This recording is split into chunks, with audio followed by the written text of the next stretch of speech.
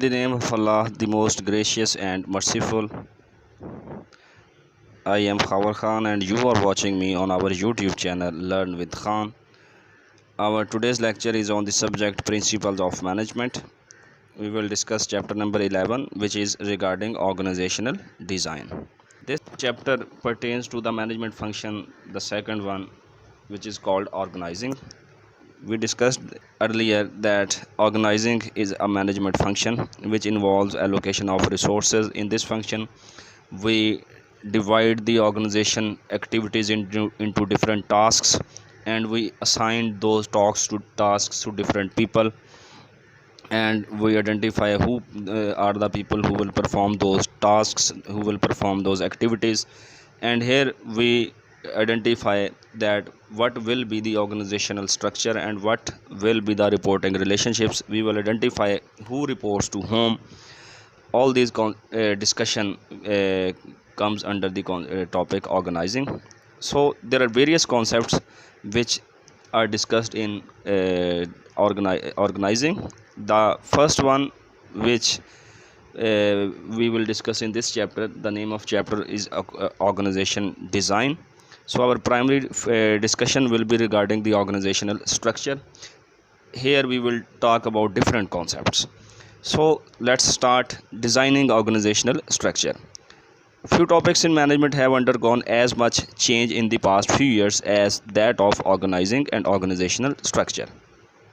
बहुत कम topics organisation में management के अंदर हैं कि जिनके अंदर इतनी तब्दीली आई हो जितनी ऑर्गेनाइजिंग और ऑर्गेनाइजेशनल स्ट्रक्चर के अंदर आई है। यानी वक्त गुजरने के साथ साथ ये जो कॉन्सेप्ट्स हैं इनकी डायमेंशंस जो हैं वो बदली हैं, इनमें नए नए कॉन्सेप्ट्स जो हैं वो इनकॉर्पोरेट हुए हैं। मैनेजर्स आर री evaluating traditional approaches to find new structural designs that best support and facilitate employees doing the organisations work.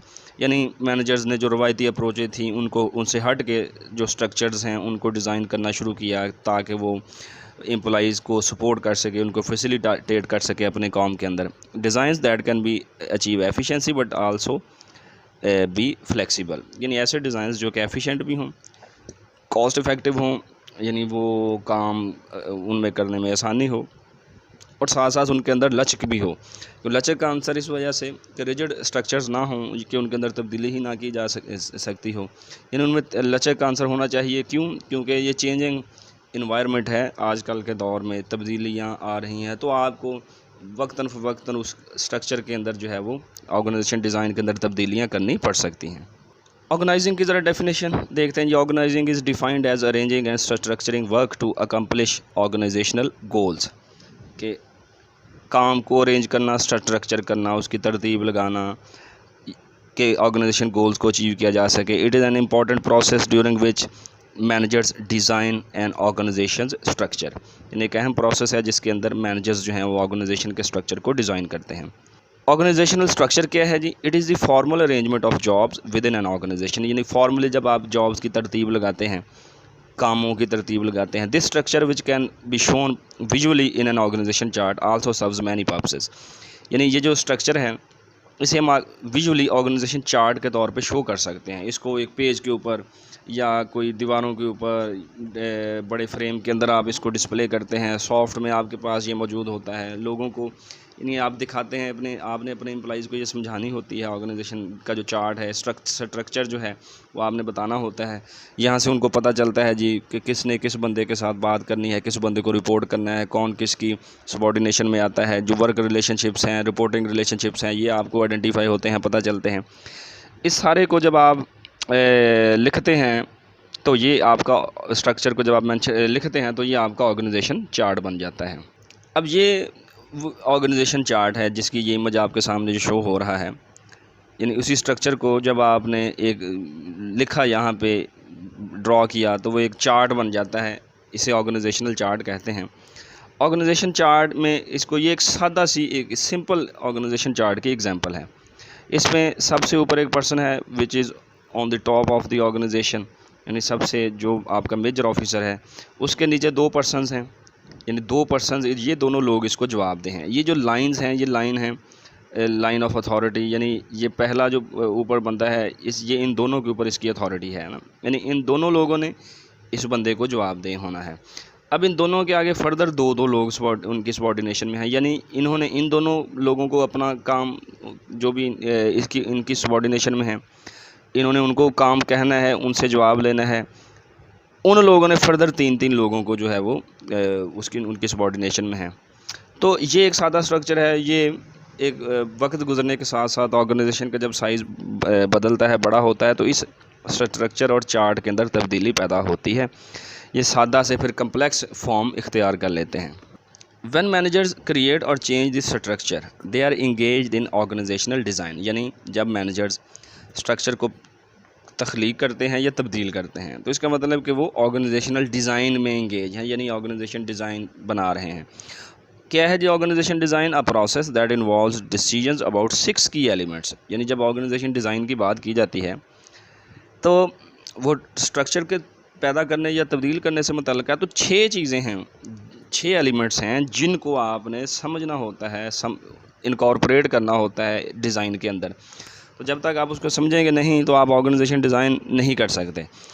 پہلا ہے اس میں ورک اسپیشلائزیشن، دوسرا ہے ڈپارٹمنٹلائزیشن، تیسرا ہے چین آف کمانڈ، چوتھا ہے اسپین آف کنٹرول، پھر پانچواں ہے سینٹرلائزیشن اینڈ ڈی سینٹرلائزیشن، اور چھٹا ہے formalisation.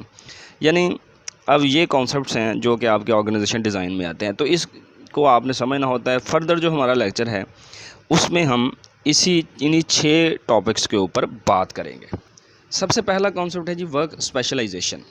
Work specialisation is defined as dividing work activities into separate job tasks, کہ جو بھی آپ کا ایک مکمل کام ہے پوری آرگنائزیشن میں، جو بھی آپ کا اوور آل 0 سے لے کے اینڈ تک جو بھی آپ نے ایکٹیویٹیز کرنی، ان کو آپ علیحدہ سے چھوٹی جاب ٹاسکس کے اندر ڈیوائڈ کر دیتے ہیں۔ Individual employees specialise in doing part of an activity, یعنی جو انڈیویجولز ہیں وہ اس پوری ایکٹیویٹی کے کسی ایک حصے کے اندر اسپیشلائزیشن رکھتے ہیں، مہارت اور خصوصیت پیدا کرتے ہیں، rather than the entire activity in order to increase work output, یعنی بجائے اس کے کہ وہ ساری ایکٹیویٹی کو اندر جو ہے مہارت حاصل کریں، وہ کسی ایک مخصوص ایکٹیویٹی کے اندر مہارت پیدا کرتے ہیں تاکہ کام کو جو ہے وہ ورک آؤٹ پٹ کو بڑھایا جا سکے۔ اب یہ جو it is also known as division of labour, اسی کانسیپٹ کو ڈویژن آف لیبر یعنی لیبر کی تخصیص کار بھی اس کو بولا جاتا ہے، یعنی کام کی آپ نے فردر تقسیم کیا۔ یہ جو کانسیپٹ ورک اسپیشلائزیشن کا ہے، یعنی یہ کوئی بہت زیادہ پرانا بھی نہیں۔ جب یہ کانسیپٹ جو ہے وہ ایمرج ہوا تو اس کانسیپٹ نے پھر وقت گزرنے کے ساتھ بہت زیادہ جو ہے وہ اس نے پاپولیرٹی حاصل کی۔ کانسیپٹ جو ہے ورک اسپیشلائزیشن کا، یہ بنیادی طور پہ آپ کی ورک آؤٹ پٹ کو بڑھاتا ہے، یعنی جب آپ ایک ہی بندے کو سارے ایکٹیویٹیز کے سارے جو ہیں وہ کام کرنے کا کہتے ہیں تو اس کا مطلب ہے اس بندے کو زیادہ محنت کرنا پڑے گی اور زیادہ مہارتیں حاصل کرنا پڑیں گی۔ اگر آپ کام کو تقسیم کر کے ہر کام کے اوپر الگ سے بندہ جو ہے وہ آپ اسائن کر دیں گے تو اس نے ایک مخصوص اسکل سیکھنی ہے، اس نے وہی کام کرنا ہے، اس نے اپنا کام کر کے آگے دے دینا ہے، اس نے اپنا کام کر کے آگے دے دینا ہے، اس طریقے سے کام ہوگا۔ مثلا اس کی میں ایک ایگزامپل آپ سے شیئر کرتا ہوں کہ بالفرض آپ کی جو ہے وہ آپ گارمنٹ کی فیکٹری ہے، وہاں پہ آپ شرٹس بنا رہے ہیں۔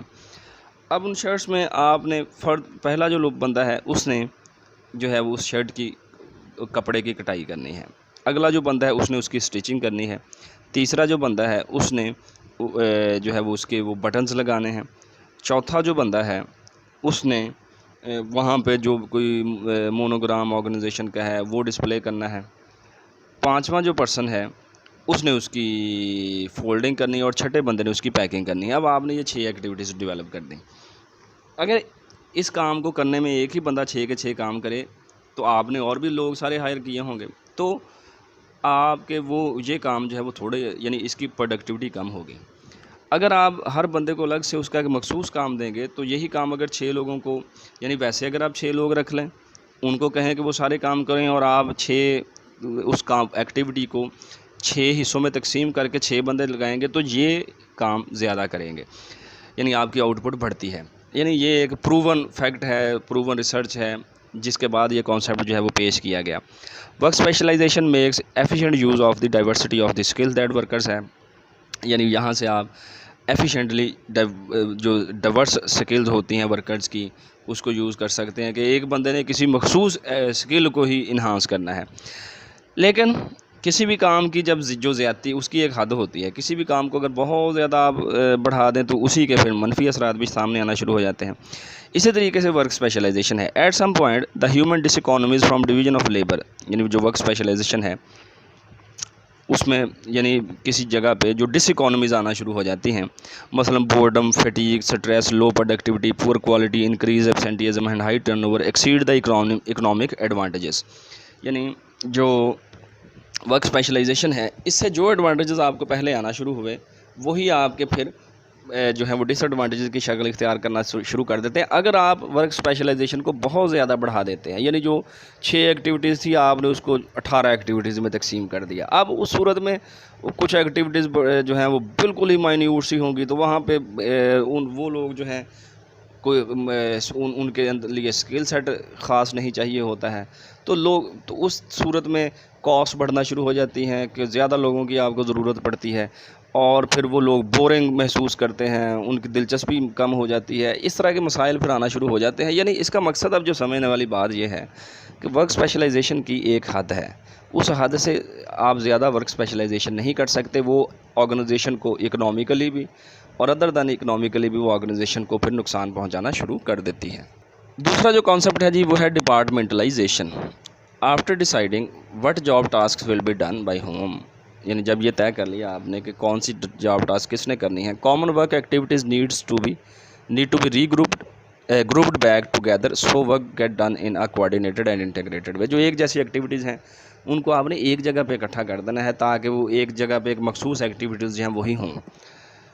How jobs are group together is called departmentalisation, جس طریقے سے آپ نے جابز کو گروپ کرنا ہوتا ہے اسے آپ ڈپارٹمنٹلائزیشن کے کانسیپٹ کا نام دیتے ہیں۔ اس کی میں ایک ایگزامپل آپ سے شیئر کرتا ہوں کہ جس طریقے سے آپ مثلا آپ اسٹوڈنٹ لائف میں ہیں تو آپ کالجز سے پڑھ کے آئے ہوئے ہیں یا کالجز میں ہی پڑھ رہے ہیں، تو کالجز کا جو کانسیپٹ ہے اس میں ہم ایگزامپل شیئر کرتے ہیں کہ آپ نے ایک نیا کالج جو ہے وہ اسٹارٹ کیا۔ اس کالج کے اندر جب آپ نے اسٹارٹ کیا تو آپ کے پاس آبویسلی اسٹوڈنٹس کی اسٹرینتھ جو ہے وہ اتنی زیادہ نہیں، تو آپ انٹر اور بیچلر کی کلاسز کر رہے ہیں۔ انٹر میں آپ نے سائنسز، کامرس اور کمپیوٹر سائنس اس کی کلاسز کی، ایف اے بھی آپ کروا رہے ہیں، اور جو بیچلر ہے اس میں آپ کوئی کامرس اور آپ آرٹس کی کلاسز وہاں پہ کروا رہے ہیں۔ آپ جیسے جیسے آپ آرگنائزیشن گرو کرنا شروع ہوئی، آپ کے پاس اسٹوڈنٹس بڑھنا شروع ہوئے، تو 5 سال کے عرصہ میں یا 4 سال کے 5 سال کے عرصہ میں 10 سال کے عرصے میں ایک وقت آتا ہے آپ کے پاس اسٹوڈنٹس بہت زیادہ بڑھ جاتے ہیں، یا ہم کہتے ہیں جی ہمارے پاس اسٹوڈنٹس بڑھے۔ اب جب اسٹوڈنٹس بڑھیں گے تو آپ کے ان اسٹوڈنٹس کی مینجمنٹ، جو آپ کا سٹاف ہوگا اس سٹاف کی جو ٹیچنگ سٹاف ہے، نان ٹیچنگ سٹاف ہے، اس کی جو ہے وہ مینجمنٹ کرنا آپ کے لیے بڑا مشکل کام ہوگا۔ اگر آپ سنبھالیں تو اس کا مطلب آپ کی آرگنائزیشن جو ہے وہ نقصان میں جانی فلاپ ہونا شروع ہو جائے گی۔ تو مینجمنٹ کو ایفیشینٹ بنانے کے لیے، کنٹرول پورا آرگنائزیشن کے اوپر رکھنے کے لیے، آپ نے جو پہلا سسٹم تھا اس میں ایک پرنسپل، ایک وائس پرنسپل تھا، ایک آدھ کوآرڈینیٹر تھا، آپ کا کالج چل جاتا ہے۔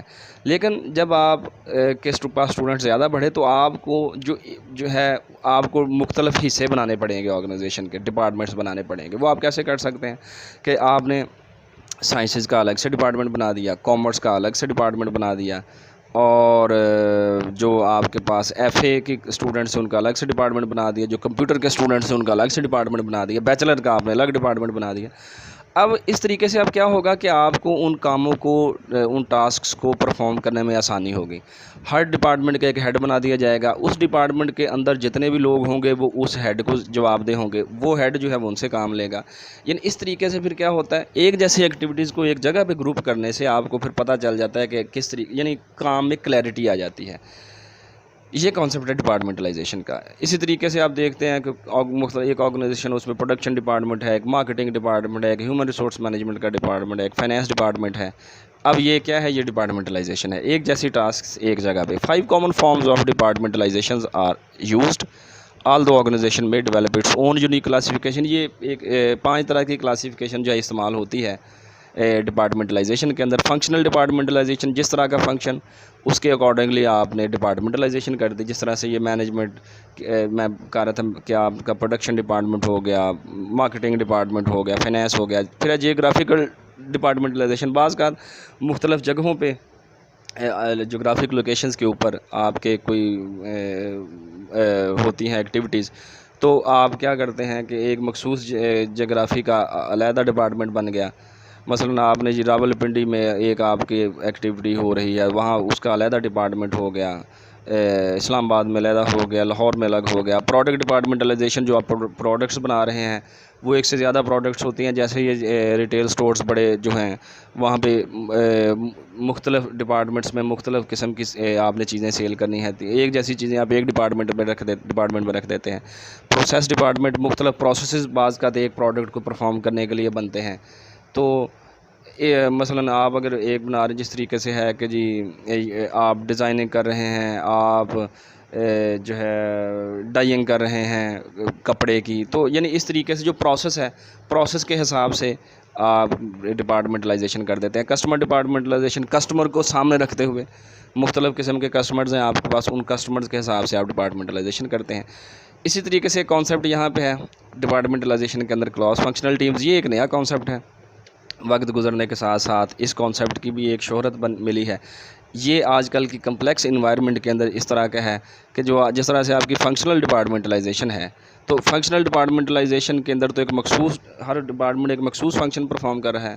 تو بعض کا یہ ہوتا ہے کہ نئے کانسیپٹس، نئے آئیڈیاز کو پروموٹ کرنے کے لیے آپ کو کراس فنکشنل ٹیمز بھی ڈیولپ کرنی پڑتی ہیں. ایک ایسی ٹیم جس کے اندر مختلف فنکشنز کے لوگ جو ہیں اس ٹیم کے اندر شامل ہوتے ہیں.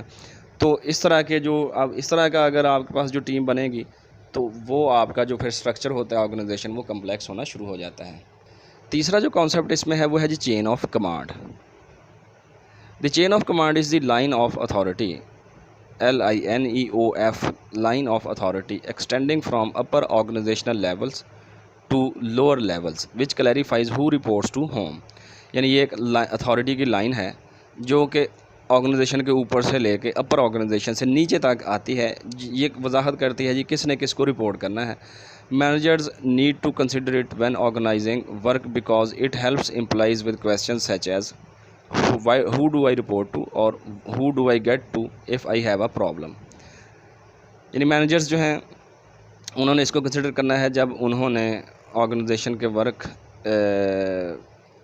کو آرگنائز کرنا ہے، کیونکہ مینیجرز کو پھر جو امپلائیز ہیں ان کو پتہ چلتا ہے اس طرح کے جو ان کے سوالات ہیں کہ میں نے کسے رپورٹ کرنا ہے، اور اگر مجھے کوئی پرابلم آئے تو میں نے کس کے پاس جانا ہے. یعنی یہ چین آف کمانڈ واضح کرتا ہے. To understand the chain of command you have to understand 3 other important concepts. یعنی چین آف کمانڈ کے اندر 3 کانسیپٹس ہیں. یہ سمجھ آئیں گے تو چین آف کمانڈ آپ کا کلیئر ہوتا ہے. Authority, responsibility and unity of command. ان تینوں کے اوپر ہم فردر جو ہے وہ ڈسکس کرتے ہیں. پہلے ہم ڈسکس کرتے ہیں جی authority. Authority refers to the rights inherent in a managerial position to tell people what to do and expect them to do it. یعنی جو آپ کے پاس مخصوص ایک مینیجریل پوزیشن ہے، اس کے ساتھ ایک مخصوص اتھارٹی جو ہے لوگوں کے اوپر، جو آپ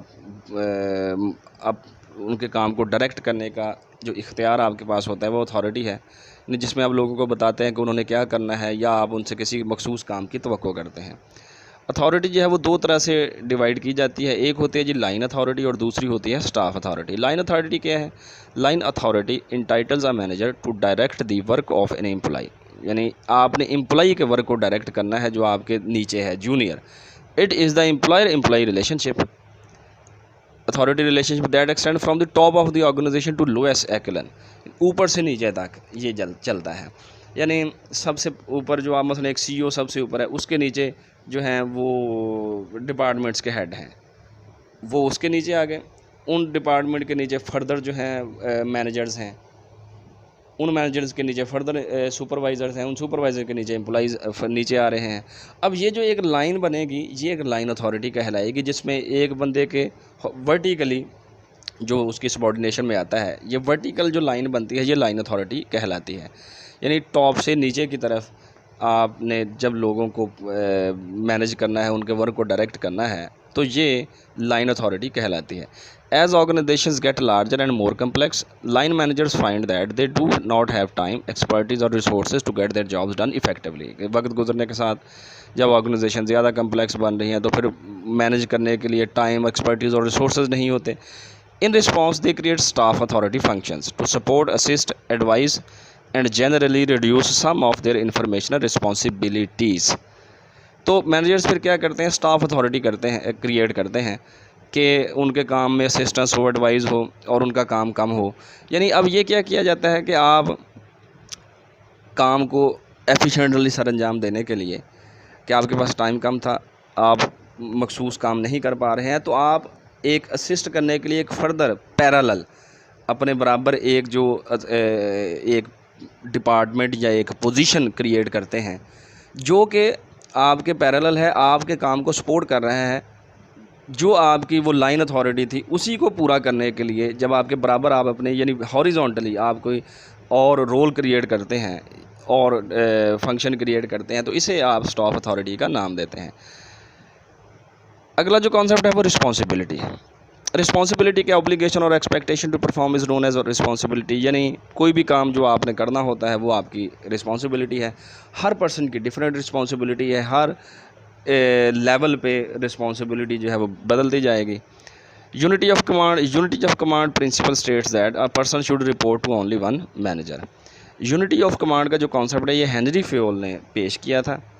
اس نے یہ کہا تھا کہ ایک پرسن کو صرف ایک ہی مینیجر کو جواب دہ ہونا چاہیے, اسی کو وہ رپورٹ کرے, اسی سے گائیڈنس لے, اسی سے ڈائریکشن لے. یہ ایک بڑا ہی اہم پرنسپل ہے کہ اگر ایک سے زیادہ لوگوں کو اگر ایک بندے کے جو ہے سبارڈینیشن ایک سے زیادہ لوگوں کی سبارڈینیشن میں ایک بندہ ہے, تو اس کو تو یہ پتہ ہی نہیں ہوگا کہ اس نے ڈائریکشن کس سے لینی ہے اور کس کو جواب دینا ہے, تو یہ تو کانفلکٹ ایک ارائز ہونا شروع ہو جاتا ہے. لہٰذا یہ کلیئرٹی ہونی چاہیے کہ کس بندے نے کس کو جواب دینا ہے. اب چوتھا جو ایلیمنٹ ہے آرگنائزیشن ڈیزائن کے اندر وہ ہے جی سپین آف کنٹرول. آپ کے کنٹرول کا سپین کیا ہے. How many employees can a manager efficiently and effectively manage. کہ ایک جو ہے مینیجر وہ ایفیشینٹلی اور افیکٹولی کتنے امپلائیز کو مینیج کر سکتا ہے. That is what span of control is all about. تو یہ ہم کہتے ہیں span of control. Span of control. اب یعنی کہ ایک بندہ کتنے امپلائیز کو جو ہے وہ اس کی سبارڈینیشن میں ہوں گے, یہ اسپین آف کنٹرول کا کانسیپٹ ہے. Determining the span of control is important because to a large degree it determines the number of levels and managers in an organization. An important consideration in how efficient an organization will be. اب یہ اس کی اہمیت جو ہے اس وجہ سے بڑھ جاتی ہے کہ span of control میں جب آپ کہتے ہیں جی کہ ایک بندے کے اندر کتنے لوگ ہوں گے, اب وہاں سے اگر آپ زیادہ لوگ رکھتے ہیں تو اس کو مینیج کرنے میں مسئلہ آ سکتا ہے. لیکن اگر آپ کم لوگ اس بندے کے نیچے آتے ہیں تو آپ کو ایک اور مینیجر پیدا کرنا پڑے گا تاکہ اس کے نیچے وہ لوگ کام کریں. مثلا ایک بندہ ہے وہ جی آپ کا وہ 50 لوگوں کو ڈیل کر رہا ہے. اب ان 50 امپلائیز سے اس نے کام لینا ہے. اب اگر وہ 50 آپ سمجھ رہے ہیں 50 امپلائیز زیادہ ہیں, ان سے وہ کام نہیں لے سکے گا, تو آپ کو کیا کرنا پڑے گا, ایک اور لیول کریٹ کرنا پڑے گا مینیجریل. یعنی آپ کیا کرتے ہیں کہ اور جو مثلا آپ اپنے نیچے ایک اور پرسن جو ہے وہ ہائر یعنی مینیجریل پوسٹ پہ لے کے آتے ہیں. تو اس طریقے سے لیولز بڑھنے جو تہیں ہیں, طے در طے مینیجرز جو ہیں وہ پھر بڑھنا شروع ہو جاتے ہیں. مثلا آپ ڈائریکٹلی جو تھے ان کو سپروائز کر رہے تھے, یعنی جس طریقے سے پہلے آپ 50 بندوں کو سپروائز کر رہے تھے, تو ہو سکتا ہے آپ جو ہے یہ 25 کے 2 سیٹ بنائیں اور اپنے نیچے 2 سپروائزر رکھیں. یعنی آپ اگر 50 یا 2 باتیں ہو گئی, یا تو 50 لوگوں کو ایک بندہ کر رہا تھا. اب اگر 50 زیادہ ہیں نہیں ہو پا رہے ہیں تو اس کا مطلب کیا ہے کہ آپ نے جو ہے اور 2 سپروائزر کریٹ کر لیے. پہلے ایک آپ کو وہ 2 سپروائزر جواب دہ ہوں گے, ہر سپروائزر کے نیچے 25 لوگ ہیں. اب یہ میں ایک ایگزامپل آپ سے یعنی ہم فرضی ایگزامپل ایک شیئر کر رہے ہیں. اب جو اصل بات سمجھنے والی ہے وہ یہ ہے کہ ڈٹرمن کرنا کہ ایک بندے کے نیچے کتنے لوگ ہیں. اب یہ اگر بہت زیادہ ہوں تو پھر ان کو کام لینا مشکل ہو جائے گا. اگر یہ بہت کم ہوں تو پھر آپ کی مینیجریل لیولز بڑھنا شروع ہو جاتے ہیں, پھر وہ رپورٹنگ ریلیشن شپس خراب ہو جائیں گے, یعنی اسٹرکچر لمبا کمپلیکس ہونا شروع ہو جاتا ہے. تو یہ مسائل ہیں. ان دونوں کنسیڈریشنز کو مد نظر رکھتے ہوئے آپ نے یہ ڈیسائیڈ کرنا ہوتا ہے کہ ایک پرسن کے نیچے کتنے لوگ آپ نے رکھنے ہیں. پانچواں جو کانسیپٹ بڑا ہی خوبصورت اور اہم کانسیپٹ، سینٹرلائزیشن اور decentralisation. Centralization is the degree to which a decision making takes place at the upper levels of the organization. Centralisation یعنی سینٹرلائز ڈیسیجن میکنگ. سینٹرلائزیشن کیا ہے کہ جب ڈیسیجن میکنگ کی کیا ڈگری ڈیسیجن میکنگ کی جو ہے وہ upper level of the organisation کے اوپر ہے. یعنی اگر بہت ساری ڈیسیجن میکنگ کی زیادہ decision making major decision making that is being done by the top management, you will call it centralised structure. یعنی اس میں یہ طے ہوتا ہے جی آپ نے ڈیسیجن میکنگ کہاں سے کروانی ہے. سینٹرلائزم کا مطلب ہے ٹاپ مینجمنٹ زیادہ ڈیسیجن میکنگ کرے گی. On the other hand, the more that lower level employees provide input or actually make decisions, the more decentralization there از.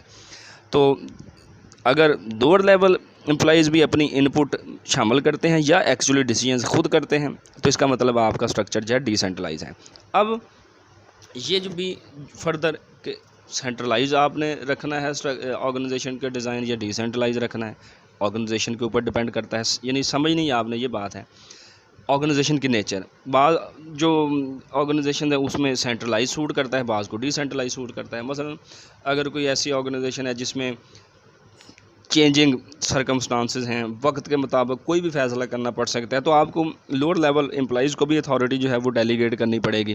ان کو آپ کو ڈیسیجن میکنگ جو ہے وہ ان کو ڈیلیگیٹ کرنی پڑے گی، ڈیسیجن میکنگ اتھارٹی.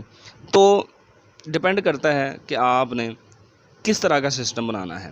اب اگر آپ سینٹرلائز ڈیسیجن میکنگ کرتے ہیں تو اس میں اگر اس طرح کے مسائل آ رہے ہیں کہ آپ ان کو انکارپوریٹ ہی نہیں کر رہے، تو ان کی ہو سکتا ہے ایسے فیصلے جو کہ ان لوگوں کی زندگیوں سے متعلقہ ہیں، تو وہ اگر سمجھتے ہیں کہ جی ہمیں اگنور کیا جا رہا ہے، تو ہو سکتا ہے وہ ڈی موٹیویٹڈ ہوں، ان کی انوالومنٹ نہ ہو، وہ آرگنائزیشن کو اون نہ کریں.